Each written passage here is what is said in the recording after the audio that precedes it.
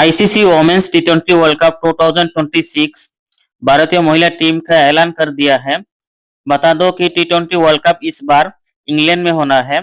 Tournament की शुरुआत 12 जून से होगी और फाइनल मुकाबला 5 जुलाई को खेला जाएगा।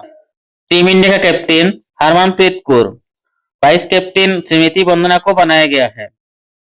इस टूर्नामेंट में टोटल 12 टीम हिस्सा ले रही है। भारतीय टीम का पहला मैच 14 जून को पाकिस्तान के साथ होना है।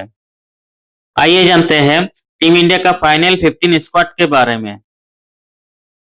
Number 1 Harmanpreet Kaur captain, number 2 Smriti Bandana vice captain, number 3 Shafali Verma, number 4 Jemimah Reddy coach, number 5 Bharti Phulmali, number 6 Deepti Sharma, number 7 Richa Ghosh wicketkeeper, number 8 Shree Charani, number 9 Yastika Bhatia wicketkeeper, number 10 Nandini Sharma, number 11 Arundhati Reddy, number 12 Renuka Thakur, number 13 Kanti Gaud, number 14 Shreyanka Patil, number 15 Radha Yadav.